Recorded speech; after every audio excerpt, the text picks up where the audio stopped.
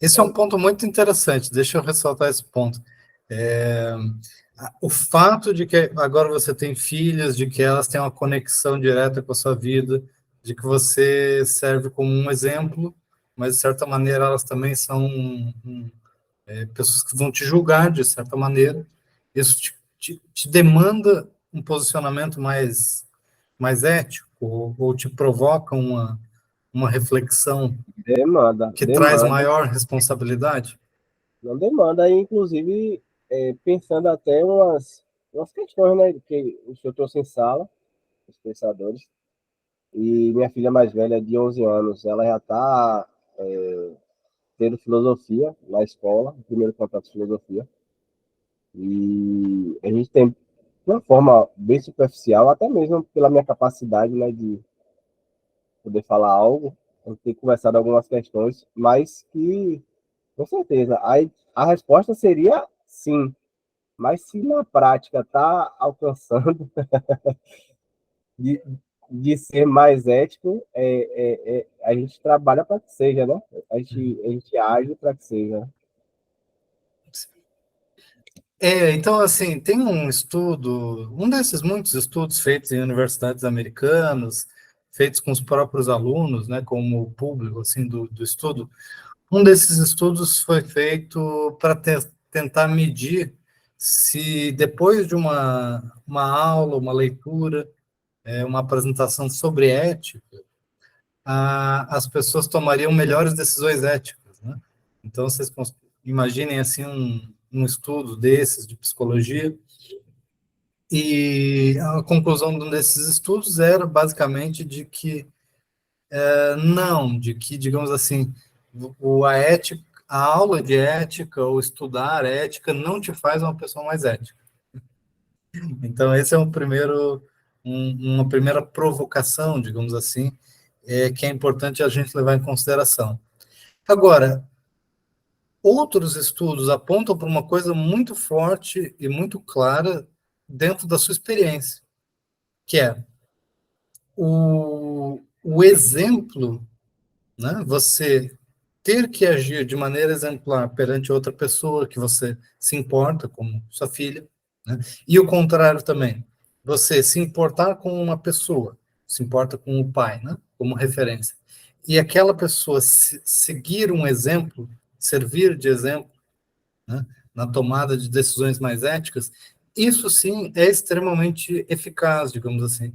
Né? Nós somos pessoas, tanto no nosso desenvolvimento, né, de criança, adolescente, mas mesmo durante a vida adulta, nós somos fortemente influenciados pelo exemplo de outras pessoas, e o nosso próprio comportamento é muito influenciado por essa sensação de que nós podemos estar servindo de exemplo. Então, eu acho que o que você falou tem muita sintonia com o que alguns estudos vêm apontando, que, sintetizando aqui, né, dois grandes pontos.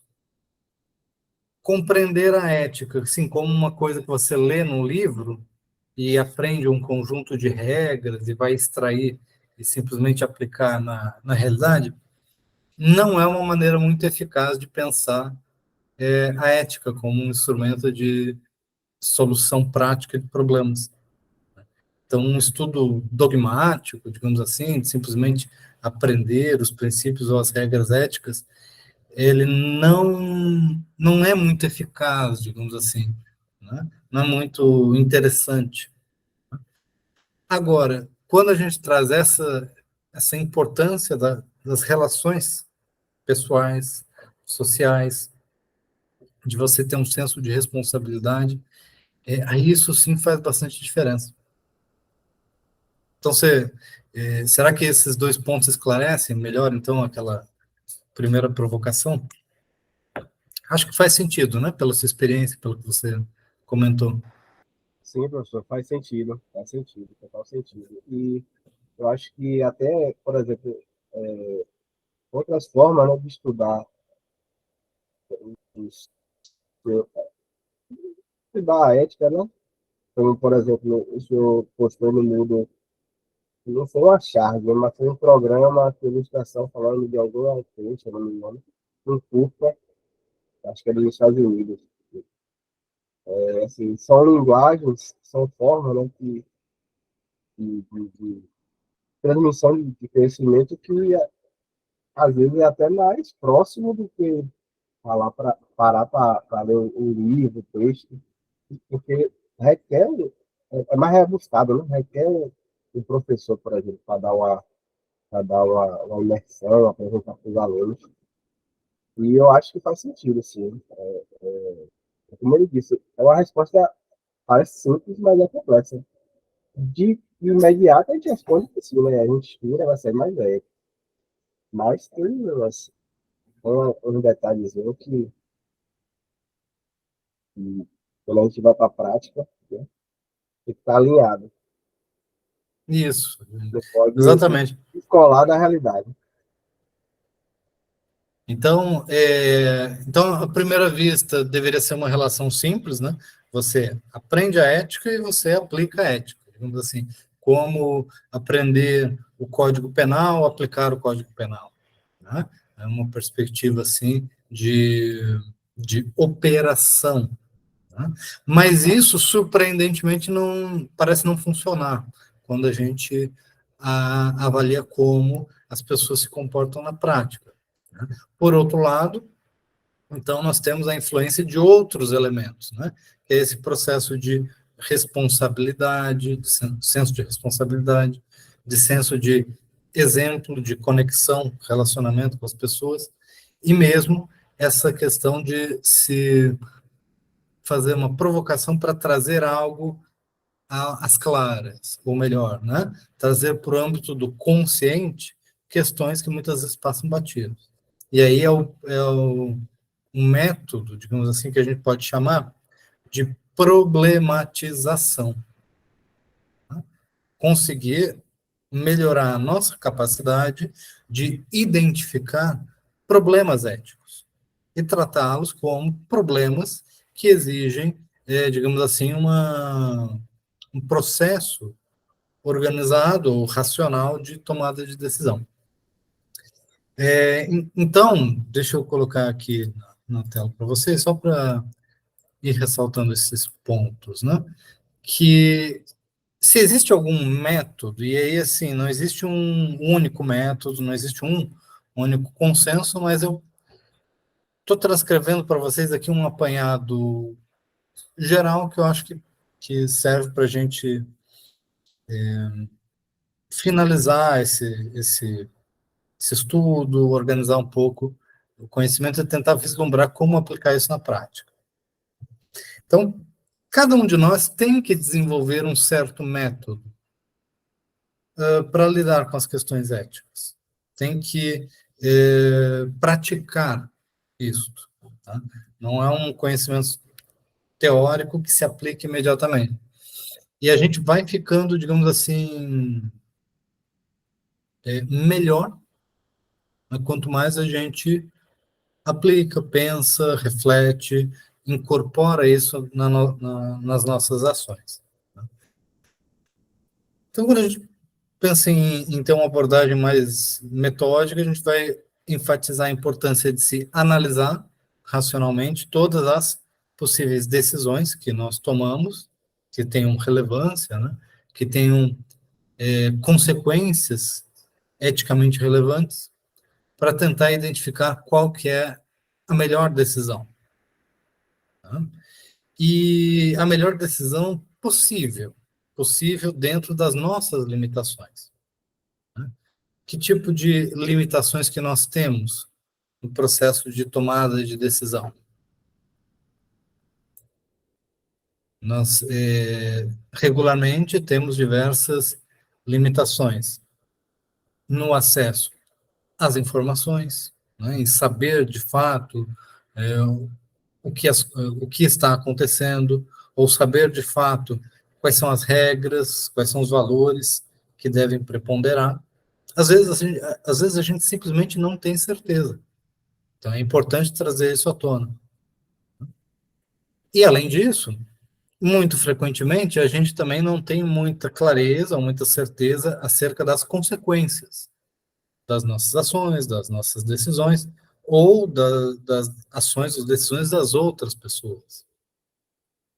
Então, tudo isso significa dizer que a gente precisa buscar tomar a melhor decisão possível, né? E esse possível aí significa dentro dessas limitações que nós temos em todo o processo de tomada de decisão. Então, do ponto de vista assim, procedimental, né? A gente deve buscar primeiro, né, sempre reunir dados relevantes, né? Isso é uma linguagem um tanto computacional, né? Mas eu acho que todo mundo compreende essa ideia de que, seja numa relação de estudante, seja numa relação de advogado, de servidor público, a gente sempre tem que fazer uma análise da situação, da realidade, identificar qual é a situação, quais são os dados, e isso tem o que de empírico, portanto, não é simplesmente uma questão teórica. A gente precisa analisar esses dados, a gente precisa buscar uma negociação, né? Essa ideia da negociação é uma palavra que pode nos levar para significados muito diferentes. Tem gente que olha para negociação e vê como algo contrário à ética. Tem gente que pensa a ética como um conjunto de regras do indivíduo com Deus, ou do indivíduo com a lei, ou do indivíduo com regras universais, e não do indivíduo com outros indivíduos, ou com outras pessoas. Então, existem diferentes percepções sobre o papel da negociação. Tá? Mas, quando a gente tem em mente aquela perspectiva relacional, quer dizer assim, o Albertoni tem que tomar uma decisão que influencia a filha. Muitas vezes, a gente pode, enquanto pais, né, dizer assim, não, isso é o certo, isso, a gente é obrigado a fazer tal coisa. Então, evocar uma regra, evocar uma obrigação impessoal. Então, tem que ser feito assim, pronto. Né? No entanto, né, um exercício de construção ética, racional, dialogada, ele perpassa muito pela valorização da negociação, do acordo ou do consenso, no sentido de que a nossa decisão não vai ser baseada no poder de pai sobre filho, poder de chefe sobre empregado, ou coisa assim, né? Mas vai ser baseada no convencimento, na capacidade de se estabelecer um consenso, numa capacidade de estabelecer uma compreensão mútua. Né? Então, hoje em dia é muito comum a gente enfatizar isso, né, na discussão ética, de que é um valor a ser buscado a capacidade de negociar, de estabelecer um acordo, estabelecer um consenso. Enquanto que muitas vezes o acordo é visto como algo assim de abrir mão dos seus princípios, né? Quem é que consegue ver essa, esse dilema, digamos assim, né? Por último, né, desses pontos iniciais que eu mencionei, a gente tem que identificar que o nosso papel vai ser sempre avaliar alternativas. Então, se a gente diz assim, eu só tenho uma opção, eu só posso fazer tal coisa, a gente está diminuindo o papel do raciocínio ético. O raciocínio ético, ele é justamente aquilo que é necessário para a gente lidar com alternativas viáveis. Quer dizer assim, eu posso fazer uma coisa e eu posso fazer outra, e eu não sou, eu não estou de mãos atadas, eu posso escolher. E como eu posso escolher, eu tenho o dever de escolher a melhor das opções. Então, eu tenho a incumbência de avaliar as alternativas. Então, o, o raciocínio ético ele segue essas linhas gerais, digamos assim. Retomando o conteúdo que a gente já conversou anteriormente, né? No semestre, existem diversas correntes, então, quando eu vou considerar as implicações éticas, eu posso identificar diferentes tipos de implicação. O que é uma consideração? O que significa considerar a ética de um ponto de vista deontológico? Significa observar quais são as regras, observar quais são os deveres. Então, existe um elemento formal aí, né? Observar quais são as intenções.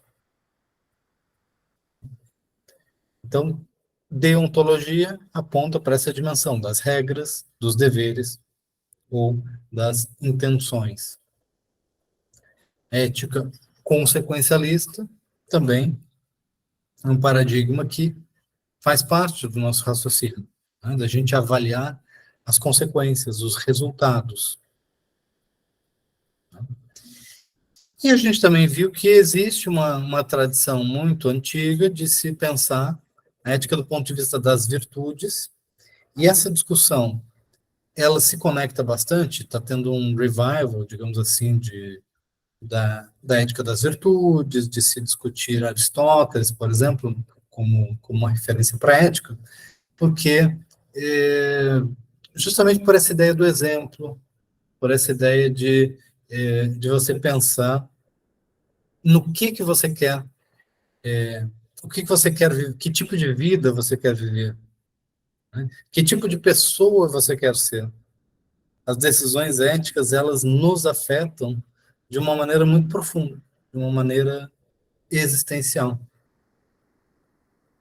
Então, isso pode passar batido, mas muitas vezes pode acontecer na vida de uma pessoa. Uma situação em que ela se vê obrigada a tomar uma decisão difícil e ela vai levar aquela decisão para o resto da vida. E isso vai ter efeitos por muito tempo, né? Em como ela se sente, se ela se sente bem consigo mesma ou não. Então, pensar novamente, né, na importância da ética como uma forma de se relacionar consigo mesmo também é algo a ser valorizado. Tá? Além disso, existem outras implicações que não são propriamente das teorias da ética, mas de você, por exemplo, se preocupar, eu estava falando antes em negociação, né? Se preocupar com uma negociação eficaz. Por exemplo, muitas vezes você pode considerar que uma decisão ética ela poderia ser boa se ela fosse aplicável, mas muitas vezes ela não vai ser concretizada porque isso não vai funcionar com outras pessoas. Né? Então, quando a gente se vê em situações em que a gente precisa da colaboração das outras pessoas, a gente precisa pensar em como negociar de maneira eficaz. E não simplesmente, eu vou seguir as minhas regras e pronto. E aí implicam outras considerações, né, como valorização do consenso, né, essa ideia de que abrir mão um pouco dessa ideia de que a gente é dono da verdade, ou de que a gente é moralmente superior aos demais, e compreender as outras visões de mundo, outras percepções, e basear tudo isso num processo de comunicação, mas um processo de comunicação não marcado pela dominação, né? Não baseado nessa tentativa de dobrar o outro, de submeter ou de se impor, mas de ser capaz de falar, mas também de ouvir, de verdade, né? Então, portanto, compreender as preocupações dos outros, os interesses das pessoas em volta, como legítimos.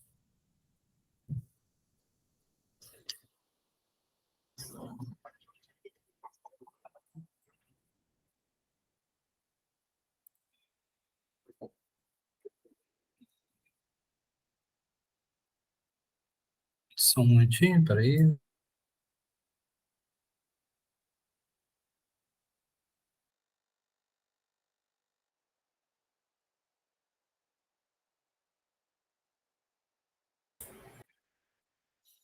Muito bem. Então, o primeiro passo, digamos assim, em uma situação é identificar ou compreender o que é o risco ético. Tá? Então, vejam só. Vamos imaginar uma proposta. Tá? Deixa eu tirar a imagem aqui e tentar falar mais diretamente com vocês. Né? Olhando o chat aqui. Melina, eu tinha sido avisado, tá? Do atraso. Então, boa noite, Melina, boa noite, Alex, Agatha. Gente, vocês conseguem me dar algum exemplo? Pode ser um exemplo simples, não tem nenhum problema, não precisa ser nada sofisticado. Um exemplo de uma proposta no ponto de vista profissional, se imaginem como advogados, servidores públicos, juízes ou alguém que exerce, né, uma profissão no mundo do direito ou numa empresa. Alguém consegue me dar um exemplo de uma proposta que traga aí um risco ético, que possa, que merece assim um julgamento, uma análise?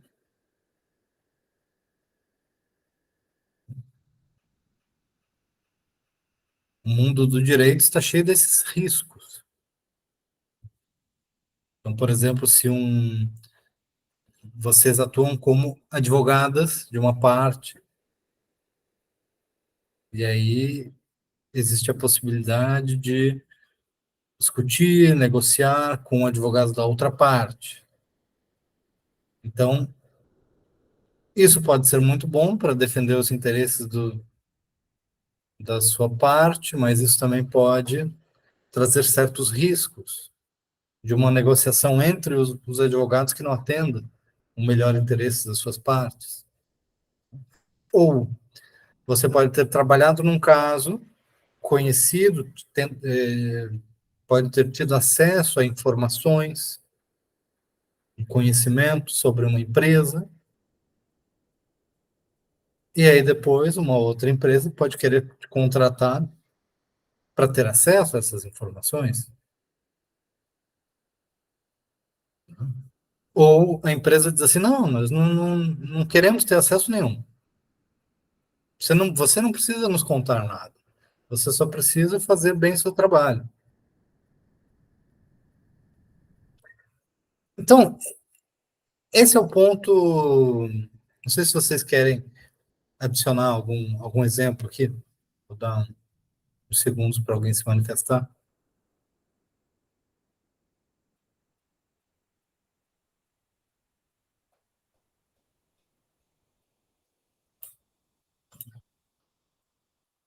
Vou colocar aqui, ó.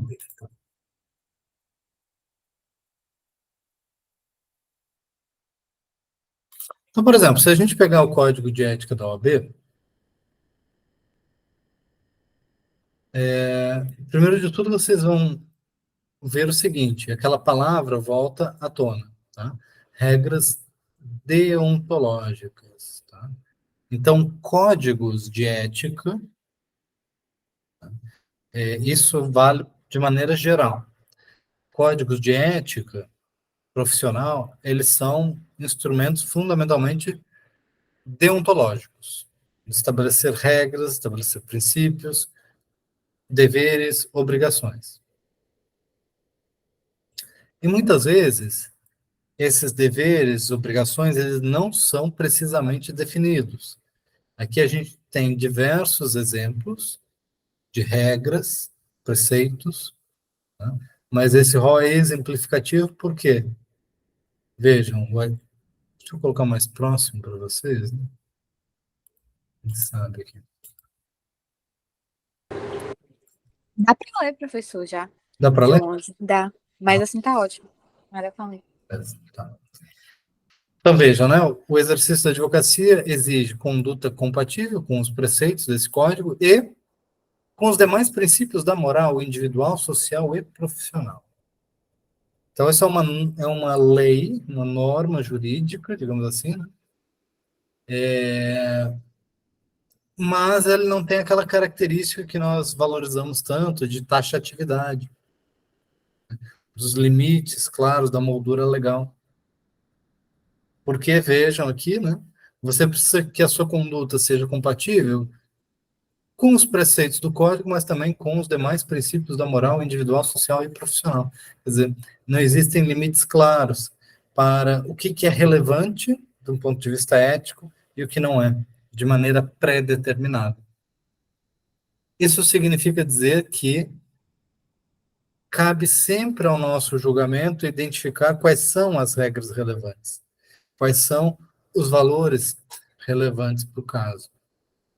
Isso quer dizer que mesmo tentando aplicar literalmente o código, ainda assim a gente precisa fazer um julgamento da situação. Tá? Então é quase que impossível, digamos assim, fazer aplicações literais de um código de ética de uma maneira segura, bem sucedida, tá? Sem fazer uma análise de contexto. Mas eu abri o código de ética do OAB para destacar coisas que eu já tinha falado ao longo da disciplina, né? Problemas clássicos de principal e agente, tá? Quando a gente tem uma possibilidade de conflito de interesses entre o cliente, que seria o principal interessado na ação é o cliente, né? E o advogado é o agente dessa pessoa, né? Então ele é um instrumento, ele serve, tá? Então pode haver um conflito de interesses entre essas duas partes. Mas eu tinha dado um exemplo que, de certa forma, se encaixa aqui. Deixa eu ver onde é que eu vou encontrar.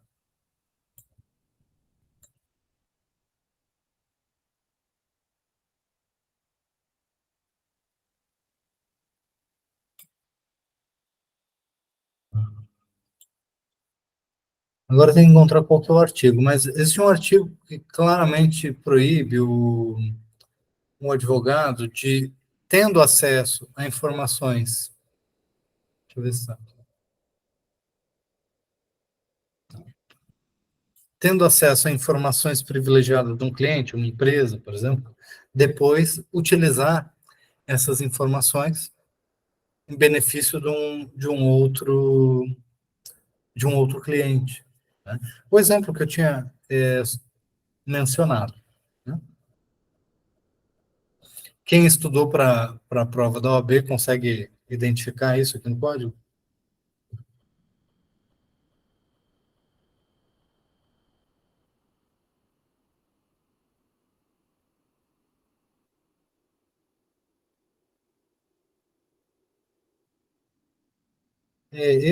Engraçado, eu achei que eu tinha anotado e agora, olhando assim os artigos, eu não estou conseguindo, não estou conseguindo encontrar qual que é exatamente o artigo, né? Mas o meu ponto, eu tinha destacado aqui, ó, conflito de interesses. O meu ponto é o seguinte: o código explicitamente proíbe, né, que você use essas informações privilegiadas, né, para ganhar dinheiro, negociar isso com outro interessado. Tá? Isso é um desvio de finalidade. Quando existe uma proibição legal, quando existe um artigo, uma regra clara que descreve a situação como ilegal, como proibitiva.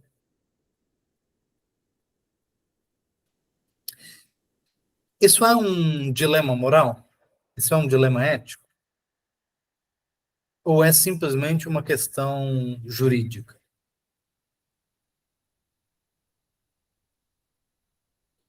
Perceberam a É questão? um dilema ético, né? Por quê? Moral, porque, por exemplo, eu não tenho nem tanto jurídico, talvez um pouco também jurídico, mas assim, de todos os exemplos aí que você deu, eu fiquei com a questão do que acontece hoje no direito empresarial, né? As cláusulas de confidencialidade, de barreiras, quando você faz essa atividade e constituiu lá a sua empresa de planificadora, pagadeira. E aí é bem sucedido e tal, recebe uma proposta para vender, você realiza o negócio jurídico, e aí no contrato, normalmente, coloca essa cláusula de, vamos dizer, 5 anos para você voltar a exercer atividade no mesmo ramo. Então, Albertoni, ele trabalha na empresa de tecnologia, e aí ele tem muito investimento para desenvolver inteligência artificial, capital intelectual, que é da empresa e de Albertoni. E Albertoni, sendo contratado pelo concorrente, é um problema. Porque, apesar do mercado, né, ser livre e tal, mas assim, tem um investimento, um recurso que abre uma discussão para a questão se é legal ou se não é essa cláusula de barreiras, no caso da contratação do profissional. Sim. É a mesma coisa do advogado, que código de ética, diferente da ética que a gente está estudando, mas tem muito a ver que é codificação, né, deontológica de estabelecer as normas de conduta do advogado, do profissional. Eu acho que cabe, é uma discussão em todos os campos aí. Nesse caso aí, do exemplo que deu a pincelada, acaba que refletindo em todos os aspectos. Isso.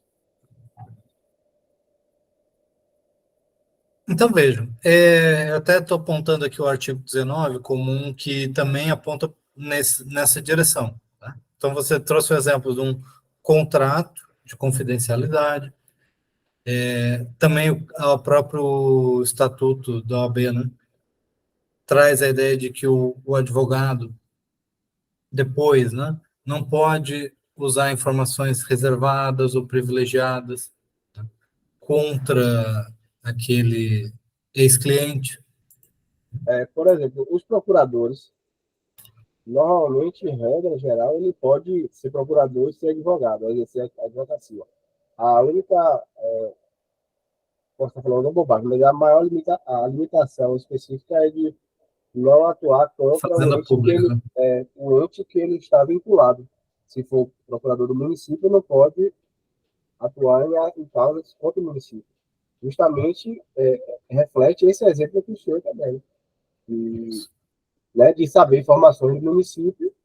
Pô, o cara sabe lá que tem um decreto lá no município que, em 2 anos de falta de pagamento do tributo, extingue o decreto.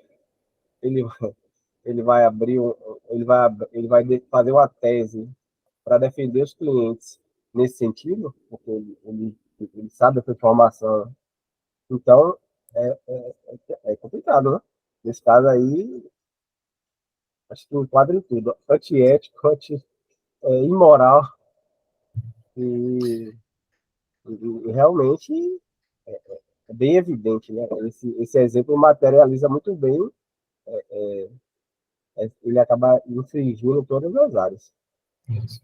E aí, veja, né? Uma pessoa na prática ela pode até pensar assim, bom, mas não tem nada de errado na prática, porque ninguém vai estar saindo prejudicado, isso não vai fazer mal a ninguém, ou coisas assim, né? Então é possível que a pessoa, na prática, olhe para a situação e não veja um grande problema ético, mas numa situação, por exemplo, assim, Porque o procurador não pode advogar contra a fazenda pública, mesmo que seja uma causa muito obviamente válida, digamos assim. Então, a pessoa que precisa de uma indenização, tá? Então, não importa o mérito, não importam as circunstâncias. Nós temos uma regra que afasta a própria validade da conduta. Então, aí o direito entra com força.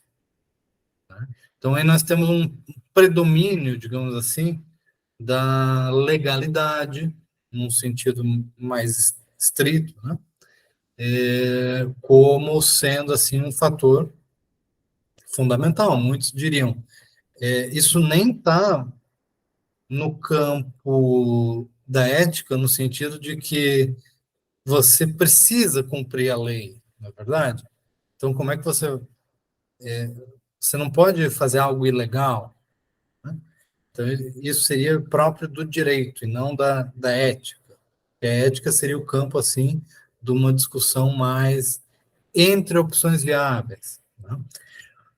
Mas a gente também pode considerar isso como uma questão ética, porque a gente não pode deixar de analisar e compreender que no processo de tomada de decisão, as pessoas elas vão considerar, inclusive, ações arriscadas do ponto de vista legal. Às vezes flagrantemente ilegal, ou às vezes algo nebuloso, digamos assim. Então, eu estava tentando dar um exemplo antes, que fosse mais ou menos nesse sentido. Uma empresa contrata alguém, por exemplo, um ex-ministro do STF, ou um ex-juiz, ou ex-procurador, contrata essa pessoa, mas ela não diz assim, olha, eu quero que você me dê aquelas informações. Eu quero que você faça tal e tal coisa, ou acesse. Não diz nada, só diz assim, não, nós confiamos muito no seu trabalho, faça o seu melhor. E aí, será que a pessoa vai conseguir compartimentalizar, separar tudo, né? Operar de maneira completamente ética, mesmo numa situação em que não é assim claramente ilegal, percebe? Aí o raciocínio ético ele se torna ainda mais importante, justamente porque não é claramente ilegal. Ficou claro esse ponto? Mas assim, em situações que são claramente ilegais, a gente pode se apegar, digamos assim, ao direito positivo. Né? O que por si só já é um posicionamento ético, particular, específico, que é o, digamos assim, o legalismo. Né? Porque muitas pessoas podem dizer que, às vezes, o raciocínio ético envolve também você não necessariamente cumprir com as leis. Tá? Então, a gente tem consegue identificar exemplos em que a pessoa pode considerar a decisão mais ética não privilegiar a legalidade, digamos assim. Especialmente quando existem situações de flagrante injustiça, de um ponto de vista legal, né? Tem autores que já acham que não, de que a legalidade é a base, um pilar fundamental, um requisito indispensável. Tá? Mas, de um jeito ou de outro, é importante destacar isso, que justamente em situações em que algo não é flagrantemente ilegal, que se torna ainda mais importante que haja um raciocínio ético mais robusto, tá? Mais completo. Porque quando a gente olha para os códigos de ética, voltando aqui ao código de ética da OAB, a gente vê um conjunto de regras. Né? Então, por exemplo, direitos, deveres, às vezes as duas coisas juntas, né? Então, é direito e dever do advogado assumir a defesa criminal sem considerar sua própria opinião sobre a culpa do acusado. Né? Isso é uma coisa assim super forte na discussão ética do direito, né? Sobre você defender uma pessoa que você pessoalmente acha que é culpado, mas você pode contribuir para que ela não seja punida. Né? Mas isso é um caso fácil, relativamente. Por quê? Porque nós temos um artigo, nós temos uma, uma norma claramente definida. Né? Então, aqui nós temos o império, né, das regras deontológicas. Só que, como eu mencionei para vocês, a deontologia ela pode ser considerada, assim, talvez a parte mais importante, porque ela se aproxima mais do direito, das regras, dos códigos, mas ela não é a única consideração ética, porque ela ainda não exaure todas as considerações éticas, que ela não trata das consequências, né? Consequencialismo, não trata fundamentalmente daquela questão do pessoal, né? Sobre a ética das virtudes, do que você acha justo para consigo mesmo, para com seus próprios princípios. Tá? Então, esses códigos, eu queria ressaltar para vocês, eles têm essa característica. Vejam o código a qual estou aqui submetido. Espera aí, qual que vai aparecer? Ah, não, tá. Esse é o da magistratura. O Código de Ética da Magistratura, ele tem uma característica interessante que é, além dele ser, claro, baseado nessa ideia de regras, ele não enfatiza muito assim proibições, obrigações. Ele se preocupa mais com o status do magistrado. Então ele reverbera uma linguagem tradicional no mundo do direito que é sobre o bom juiz. Então, o que é um bom juiz? Da mesma maneira como a gente poderia perguntar o que é um bom professor, né? Então, um bom juiz é aquele que representa a imparcialidade, conhecimento, que ele tem cortesia, ele tem prudência, ele é diligente, ele é íntegro. Né? Então, o código, por que códigos eles se expressam através de regras? O código da magistratura chama isso de princípios. Né?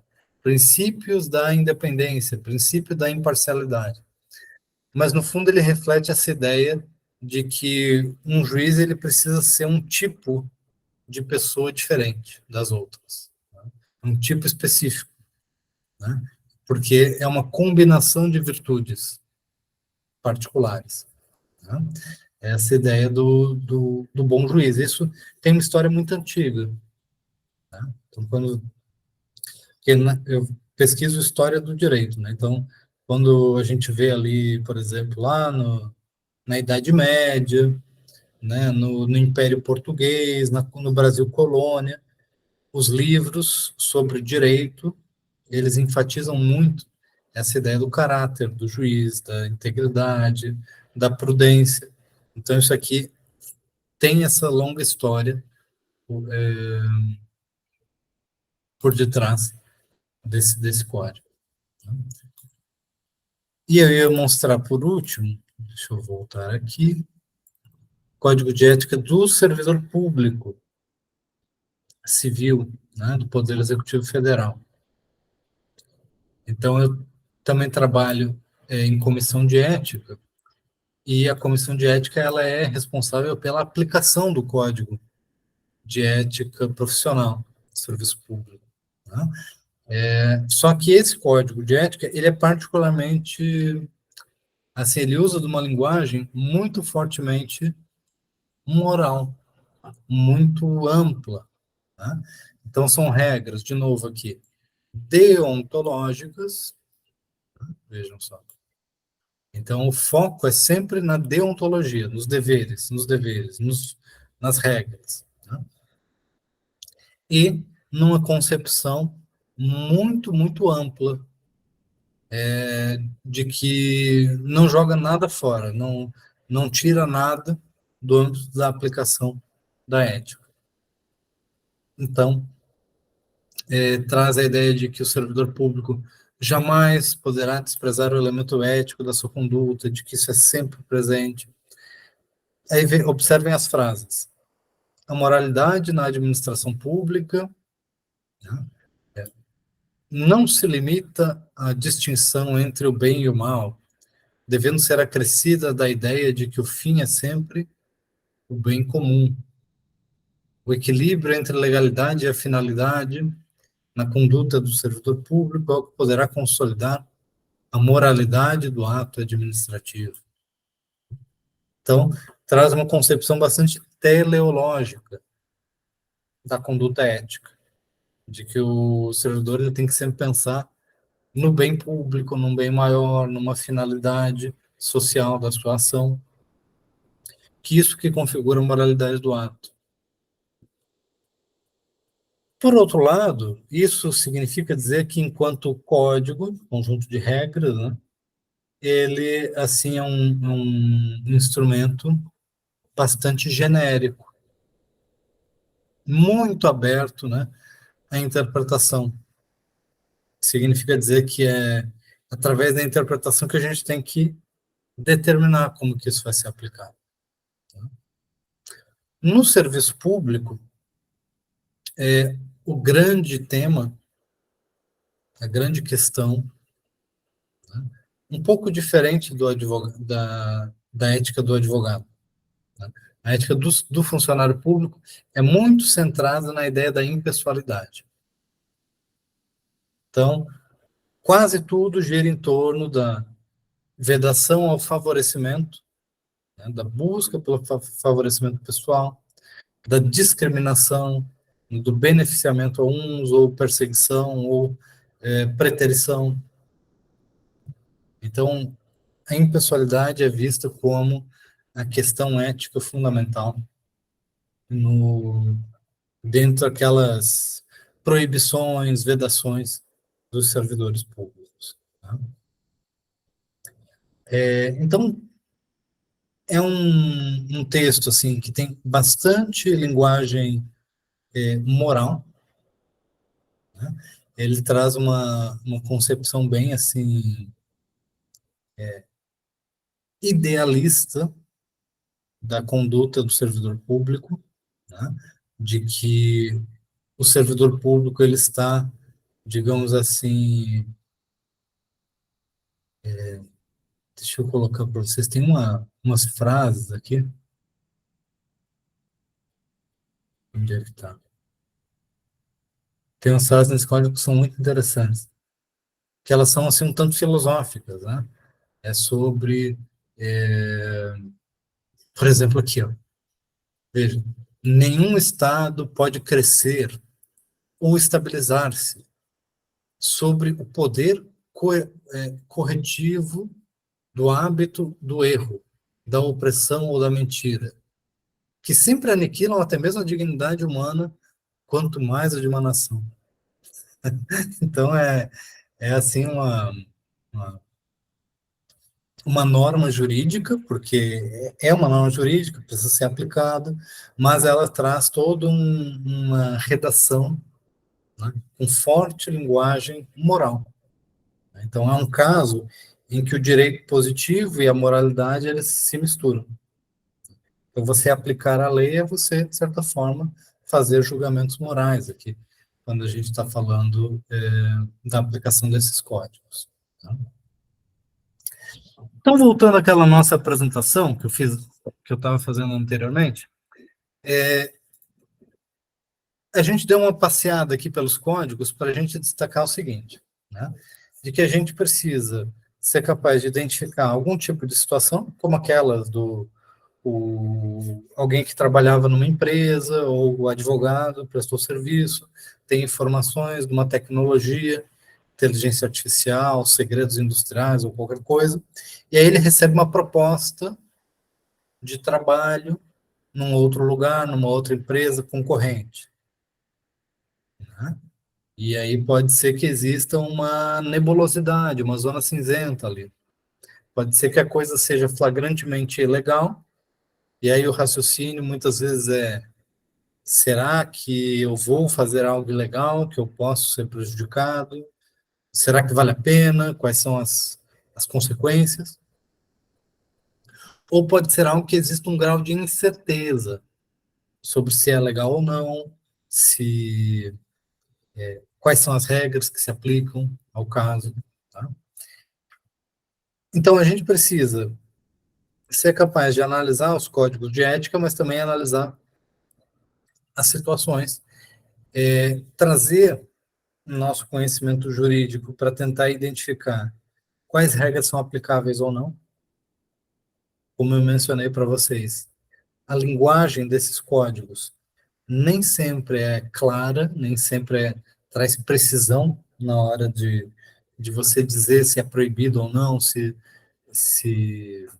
é uma violação ou não do código. Né? Então, existe um campo muito forte da interpretação, que é como em todo direito, mas em algumas áreas isso é mais evidente, em outras áreas isso é menos evidente. Né? Isso envolve também muito a nossa capacidade de identificar os fatos, de se há realmente um conflito de interesse, se há realmente algum segredo ali ou não. Então, o processamento ético, né, o raciocínio, ele envolve a capacidade empírica da gente de fato saber com o que estamos lidando, envolve uma capacidade analítica, técnico-jurídica, de saber se a regra é aplicável ou não, se é proibido, se é permitido, quais são as regras relevantes. Envolve fazer aquele juízo das diferentes considerações éticas, o slide anterior eu tinha mencionado, né? A deontologia, consequencialismo.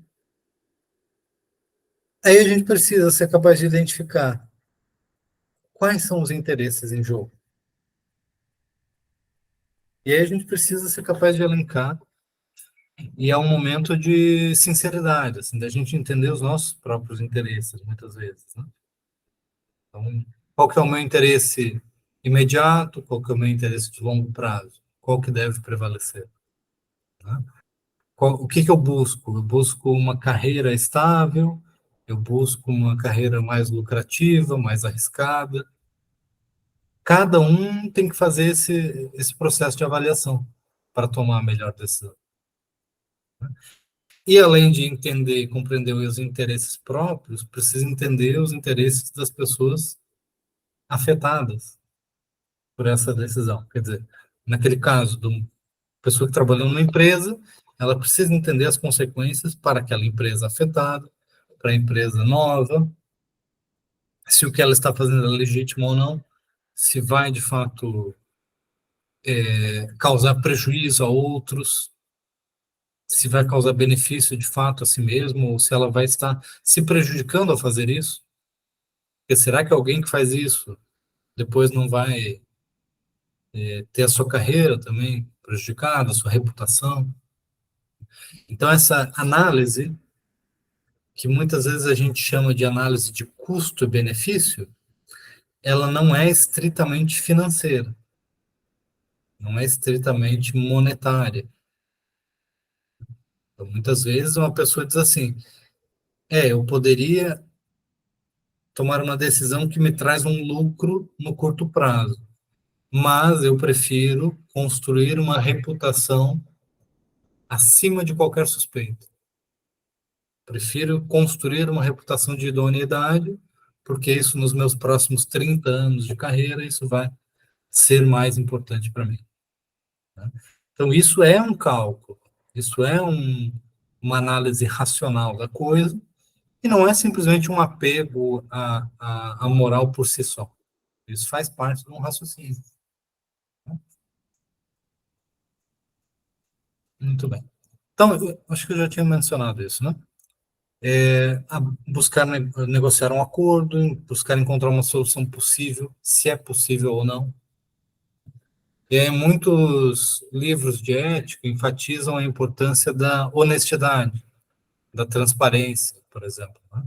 De você ser capaz de conversar com alguém que te faz uma proposta e dizer, não, mas esses são os riscos, esses são os problemas, né? Quais são os objetivos aqui, né? Então, a gente sabe que nem sempre a gente consegue dialogar com todo mundo nesse nível, mas isso é algo valioso, ser capaz de abordar as coisas, de discutir as coisas com honestidade, parece ser algo muito positivo no longo prazo, digamos assim, né? Uma habilidade importante. E, por fim, né, avaliar quais são as alternativas para se tomar a melhor decisão possível diante das informações disponíveis, diante da sua situação, do seu contexto. Então, já reconhecendo que processo ético muitas vezes não é uma coisa do ideal, é a coisa do possível. E existem várias formas de proceder, mas uma interessante é tentar criar uma tabela, assim, uma matriz. Isso não precisa ser feito no papel, tá? Mas isso pode ser feito mentalmente, mas essa ideia de que você consegue organizar uma cadeia de decisões. Se eu aceitar, o que vai me trazer de bom? O que vai me trazer de ruim? Então, pensando ali o primeiro ponto, né? O indivíduo, se ele aceita uma proposta, ele pode ter um ganho, mas ele pode ter um risco judicial, reputacional. Eu tenho que ser capaz de identificar, né? Se aceitar, tem tais benefícios, tais custos. Se eu rejeitar, tem tais benefícios, tais custos. Se eu fizer uma denúncia, se eu me omitir, aí você pode criar uma matriz, digamos assim, com as ações possíveis e os interessados, digamos assim, né? Você mesmo, o indivíduo em questão, a organização, outra pessoa, outros que vão ser afetados, ou até mesmo a sociedade de maneira geral, né? Impacto ambiental de uma decisão. Então, essa ideia de que a tomada de decisão ela deve ser feita com uma matriz de vários elementos, em que eu vou identificar os meus interesses, os meus possíveis ganhos, meus possíveis meus ônus, né? E eu vou confrontar isso com os prejuízos, com os benefícios que eu vou trazer para outras pessoas. E aí, se eu consigo preencher, digamos assim, essa matriz, se eu consigo pensar nas outras pessoas, eu posso visualizar, vislumbrar um processo de decisão que envolva o chamado clássico ganha-ganha, né? Alguma situação em que a gente consegue um resultado bom para todos os interessados, ou para várias pessoas. Às vezes isso não é possível, né? Então, às vezes, alguém ganhar vai significar que outra pessoa vai perder. E aí a consideração ética volta para os elementos de se aquilo é legal, se aquilo é correto, se aquilo é legítimo, se há proporcionalidade, se as decisões são justas ou não. Então, essa matriz ela não resolve, digamos assim, todos os nossos problemas éticos, mas voltando àquela pergunta inicial da nossa aula, afinal de contas, né, para que serve a ética? Né? Será que a ética nos ensina a ser mais éticos? Quando a gente vê uma tabela dessas, isso não significa que a gente vai ser mais ético, mas a ética ela vai nos oferecer instrumentos para tomar melhores decisões. Se a gente vai aplicar isso ou não, aí é, é um grande chamado à ação, à responsabilidade. A gente tem a opção de ser melhor nisso ou não, né? Processo de tomada de decisão. Então, é mais ou menos isso que dizem os livros, né, e os autores, uma tentativa de tradução prática da ética como assim uma metodologia, um guia de tomada de decisão. Faz sentido? Maria Clara, Alex, Albertone, você consegue visualizar isso agora, pensando Faz nas sentido, suas professor. filhas? Totalmente, porque, assim, primeiro, a quantidade de conteúdo que eu trouxe hoje foi bem prático, né? Assim, inclusive, se esse material estiver no mundo, eu vou querer. E a vida da gente é eternamente fazendo acordos, né? Poder de convencimento, esse ganha-ganha mesmo aí, perde aqui, ganha ali. É o que a gente tem feito, né? Seja nas relações profissionais, como nas pessoais. Não tem como viver isolado dessa negociação. Então, assim, faz muito sentido porque hoje a gente consegue ver, após as aulas, né? Já expressa, assim, já chama atenção, como você mostrou no código de ética, né? Deontológico. São palavras que hoje, a partir das aulas, não vai passar mais percebidas, né? Já vai ter um cartão de visita falando sobre o que está, seu regramento, o que que tá, o que que traz, né, nessa mensagem. Mas faz total sentido. Em qualquer instância da nossa vida é acordo. Avaliar o que é que calcular, né, medir o risco, o que é que você, qual é o caminho que você quer seguir. Então, hoje foi bem prático. A aula foi bem, o conteúdo foi bem prático. E é isso aí. Faz total sentido. A vida é isso aí. Totalmente. Veja, Hoje, né? por Não mais é uma que. coisa só para uma profissão, né? Não, É completamente. Você uma, vê, você vê os. Vou dar um exemplo extremo, né? Os presidentes. Lula é negociador. Em tese, vamos dizer assim, né? Pela propaganda que Bolsonaro fazia de esperar a vontade dele. Na verdade, não era assim que funcionava. E o sistema político faz com que tenha negociações, acordos, e assim como eu dei esse exemplo, tem vários outros na nossa vida, é assim.